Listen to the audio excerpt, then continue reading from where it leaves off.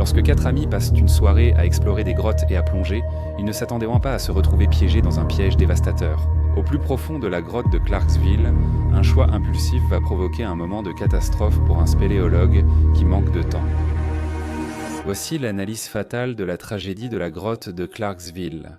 Quatre amis d'université prévoient une nuit de spéléologie dans la grotte de Clarksville à New York. Étudiants à l'Institut Polytechnique Rensselaer, ils appartenaient au club de plein air de l'Institut Polytechnique Rensselaer. Les gars avaient déjà exploré plusieurs grottes avec le groupe cette année et appréciaient le mode de vie en plein air, entre randonnée, spéléologie et plongée. Leur plan était de parcourir 300 mètres de passages étroits et d'escalade pour atteindre la salle du lac au bout de la grotte de Clarksville. Une fois arrivés au lac, ils allèrent travailler à dégager un tunnel sous-marin qui menait à encore 300 mètres de galerie. Au-delà, appelée l'avenue de Poly, les deux grottes sèches étaient séparées par un tunnel de 56 mètres rempli d'eau. Appelé un siphon, Joe, John, Michael et Robert n'avaient pas prévu d'essayer de le traverser aujourd'hui. Cela exigerait bien plus de planification et d'expérience. John et Joe étaient certifiés en plongée eau libre, sans expérience en plongée souterraine. Robert suivait un cours de plongée en eau libre sans l'avoir fini, tandis que Michael n'était pas plongeur. Il devait juste plonger à 3 mètres pour retirer des débris et de la boue de l'entrée du tunnel, donc il ne voyait pas cela comme de la plongée souterraine. Le bassin de la salle du lac faisait 3 mètres de profondeur et l'eau était à ciel ouvert là où ils devaient travailler. Vers 19h, le lundi 26 février 2001, les gars ont rassemblé leur équipement et sont entrés dans la grotte de Clarksville. Pour atteindre la salle du lac, ils devaient escalader des rochers tombés, traverser des passages ouverts et ramper sur le ventre dans des tunnels étroits. Un passage était appelé le compresseur de poitrine, où il fallait expirer autant que possible juste pour réussir à se faufiler. Une section faisait 100 yards de rampement avec seulement 45 cm de hauteur. Impossible de lever la tête pour voir devant soi. Ce rampement restreint était éprouvant émotionnellement. Après être entré dans le tunnel, on n'avait pas d'autre choix que de continuer à ramper avec des spéléologues derrière soi. La pression pour continuer était forte, même si la situation claustrophobe était écrasante. 45 minutes ont été nécessaires pour atteindre la salle du lac, mais les gars plaisantaient et parlèrent déjà de nouvelles aventures. Robert et John avaient évoqué l'achat de matériel de plongée pour Noël, prévoyant de plonger en eau libre après que Robert aurait fini sa certification pour leur baignade à la piscine du lac. Tous avaient un équipement léger, combinaison de plongée, masque et petite bouteille d'air avec détendeur. Une petite bouteille est généralement considérée comme une réserve d'air de secours pour les plongeurs sous-marins. Comme ils devaient plonger seulement à 3 mètres pour déplacer des rochers et creuser la boue, cela ne prendrait pas beaucoup de temps sous l'eau. Ils descendaient tour à tour dans le tunnel pour déplacer les obstacles pendant 5 minutes, puis remontaient se reposer pendant que le suivant prenait la relève. Travailler dans la résistance de l'eau est difficile, avec boue épaisse et rochers lourds. Le but était d'éviter de se surmener, car une respiration accélérée viderait leur bouteille d'air plus rapidement. Ils devaient aussi éviter l'hypothermie dans une eau à 4 degrés Celsius, donc les plongées courtes limitèrent dans la baisse de température corporelle. John, Joe et Robert ont préparé leur équipement et vérifié leurs réserves d'air. Chacun avait une bouteille Pony de 3600 psi, offrant 20 à 25 minutes d'air à 3 mètres de profondeur. En tant que plongeurs certifiés et presque certifiés, ils connaissaient la règle des tiers pour garder un tiers de leur réserve d'air en cas d'urgence. Cette règle ne semblait pas vraiment applicable dans leur situation. Ils étaient dans une petite piscine de 3 mètres de profondeur et ne feraient pas de plongée en grotte. Ils utilisaient une petite sangle pour fixer une lampe torche à leur poignet, gardant ainsi les mains libres pour manipuler leur petite bouteille d'air. Pour celle-ci, ils utilisaient une sangle de couteau et une ceinture pour les attacher à leurs cuisses. C'était une solution simple et réalisable pour la tâche qu'ils avaient prévue. John est descendu en premier pour évaluer la situation. Il restait une petite ouverture à l'ancienne entrée du tunnel. Aucun des gars n'était jamais allé dans le tunnel auparavant, mais ils avaient vu l'entrée à travers l'eau claire dans la salle du lac. Ce bassin accumulait la fonte des neiges et la pluie, provoquant des coulées de boue et de pierres depuis l'avenue Poly. Les cycles de gel et de dégel intenses à New York faisaient souvent tomber de gros blocs de roche des plafonds de la grotte, générant de nouveaux obstacles chaque année. De petites quantités d'eau piégées dans de minuscules fissures s'étendaient en gelant et agissaient comme un coin pour séparer les plaques de roche. Avec le temps, certains blocs descendaient le siphon de l'avenue de Poly et s'accumuler à l'entrée de la salle du lac. Jean a commencé, mais un problème immédiat est survenu. Tout ce qu'il touchait était recouvert d'une fine pellicule de sable limoneux, et cela se transformait immédiatement en nuages. Lorsqu'il a saisi la première pierre, il pouvait à peine voir la zone au moment où il avait déplacé la suivante, avec une visibilité de moins de 30 cm. Ils allaient principalement travailler au toucher. Les gars ont discuté du plan dans la grotte sombre, éclairée par une lampe torche. Robert est ensuite descendu et a trouvé l'entrée trouble. Il a tâtonné pour trouver des pierres et, une par une, il les a soulevées pour les dégager et a aidé à débarrasser la majeure partie de la zone.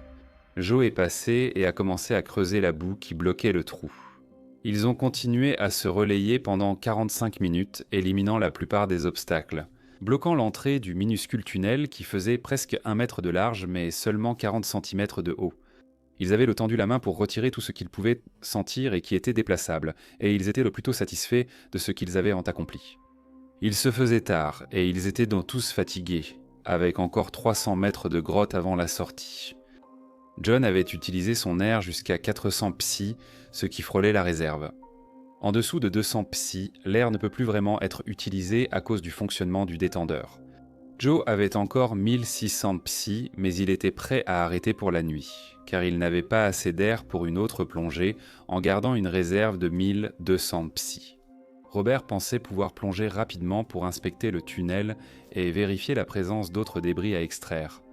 Il ne lui restait que 5 à 8 minutes d'air, mais il prévoyait de faire un dernier passage rapide dans l'eau froide et trouble. Ensuite, il commencerait la sortie. Tandis que Robert descendait, les autres retiraient leur équipement et tentèrent de se réchauffer. Robert est descendu jusqu'à l'entrée et a cherché des pierres et des débris, mais il n'a rien trouvé d'autre. En glissant le haut de son corps dans le tunnel, il aperçut de l'eau claire devant lui.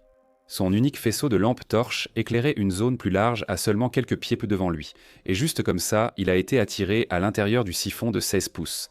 Robert, non-plongeur spéléologue, ignorait les grandes différences de flottabilité, de mouvement et les dangers. Les bras tendus devant lui, il s'est tiré au-delà de l'entrée mais n'a pas pu atteindre l'endroit plus large pour faire demi-tour. Il fallait se tordre et se retourner pour franchir ce tube de 2,10 mètres et atteindre la partie plus large. Robert ne pouvait pas faire passer sa bouteille d'air au-delà du virage rocheux devant lui. Les bras coincés vers l'avant, il ne pouvait pas atteindre sa cuisse pour faire un ajustement et se faufiler. Sans la possibilité de faire demi-tour, il devait ressortir du tube en se contorsionnant dans le sens inverse de son entrée. Logiquement, on suppose tous qu'il suffirait d'inverser les mouvements faits pour entrer et qu'il n'y aurait aucun problème à ressortir en marche arrière. Mais c'est rarement aussi simple. Lorsque vous faites passer votre corps dans un espace étroit en tordant et en tournant les épaules pour ouvrir la voie, il y a un mouvement naturel dans le contrôle, en avançant. Mais en reculant, c'est tout autre chose, sans le bénéfice de la vue. Vous n'avez aucune idée de la façon dont vous devez tourner ou tordre vos pieds et vos genoux pour guider le reste du corps vers la sortie. Des ajustements de position peuvent coincer les épaules ou les hanches dans un mauvais passage. La sensation claustrophobe d'être incapable de bouger peut pousser même la personne la plus rationnelle à recourir à la force brute pour se frayer un chemin vers la sortie. Cela provoque souvent un blocage encore plus total. Être coincé dans une grotte sèche où l'on doit crier à l'aide provoque forcément la panique. Être seul sous l'eau avec peu d'air, c'est une terreur inimaginable. Il ne lui restait que quelques minutes d'air, et Robert ne parvenait pas à passer ses hanches à l'entrée. Il a poussé, tiré et essayé de tordre son corps, mais il n'y avait aucune issue. Son souffle rapide libérait l'oxygène de sa bouteille en bulles montant lentement à la surface. Il savait que ses amis étaient assis juste au-dessus de lui, à quelques mètres seulement, mais il n'avait aucune idée qu'il était coincé en haut. Plusieurs minutes s'étaient écoulées pendant que John et Joe retiraient leurs bouteilles et les sangles de leurs lampes torches. Ils avaient discuté pendant quelques minutes. Où étaient ce 5 ? Ils ont dirigé leurs lampes vers la surface du bassin, mais il n'y avait plus de bulles qui remontaient. John prit sa bouteille, la rattacha à sa jambe, plongea et tâtonna autour de lui. Pour Robert, bien que le bassin paraisse petit, d'énormes rochers et des passages permettèrent à quelqu'un de s'y allonger. C'était un nuage d'eau laiteuse, ce qui le laissait simplement tâtonner avec ses mains. Il ne lui restait presque plus d'air. En revenant dans la pièce, il a pensé que Robert avait peut-être perdu connaissance et qu'il devait vite le retrouver. Joe est descendu pour chercher Robert, passant ses mains le long du fond de l'entrée du tunnel. Alors qu'il commençait à remonter à la surface, il a senti quelque chose de totalement inhabituel. Il lui fallut un instant pour comprendre, mais les piatos de Robert dépassèrent de l'entrée du tunnel. Il les a serrés fermement et a tiré de toutes ses forces, mais rien ne s'est passé. Il est remonté à la surface et a poussé un cri paniqué à ses amis. Il a trouvé Robert et il était coincé dans le tunnel. Michael a quitté la salle du lac pour chercher de l'aide, tandis que John et Joe sont descendus tirer Robert.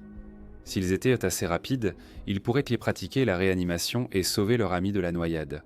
Ils ont essayé de le tourner, mais il était difficile de savoir ce qui était coincé. Ils ne voyaient encore pas grand-chose de lui à part ses jambes, et ils n'étaient jamais allés dans le tunnel pour savoir à quoi il était accroché. Ils l'ont poussé vers l'avant et il a avancé d'environ 1 pied, mais cela n'a pas aidé à le sortir. Jean a dû remonter car il n'avait plus d'air dans sa bouteille. Il a inspiré profondément et a replongé pour aider Joe à sortir Robert du tube. Ils ont tiré autant qu'ils pouvaient, mais le corps de Robert était coincé dans un virage du tunnel et leurs efforts étaient vains.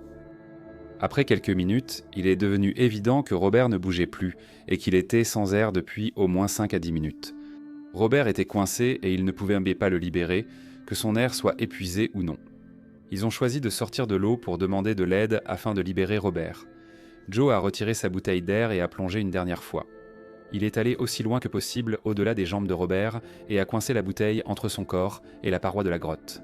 S'il y avait la moindre chance que Robert respire encore et ait besoin de plus d'air, il voulait lui laisser ce qu'il pouvait. C'était un effort futile, mais c'était la seule chose qui lui restait à faire pour son ami. Lorsque les secouristes sont finalement arrivés, ils ont trouvé Robert fermement coincé dans le tube, immobile.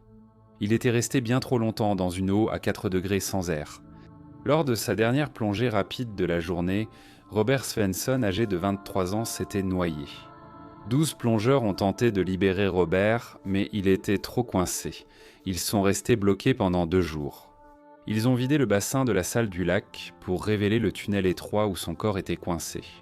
Cela leur a donné l'occasion d'identifier ce qui le retenait. Ils ont taillé manuellement les surplombs rocheux et élargi l'entrée pour pouvoir regarder de plus près. Finalement, après 3 jours, ils ont réussi à sortir Robert de la grotte. Pour John, Joe et Michael, c'était un dénouement irréel. Ils n'avaient jamais envisagé le risque d'être coincés ou de manquer d'air. C'étaient des étudiants qui n'avaient tout simplement pas l'expérience nécessaire pour comprendre ce risque complexe. Robert était un étudiant en master d'informatique, donc c'était un jeune homme logique et mature. Ce jour-là, il a dépassé ses compétences et connaissances un instant, ce qui lui a coûté la vie.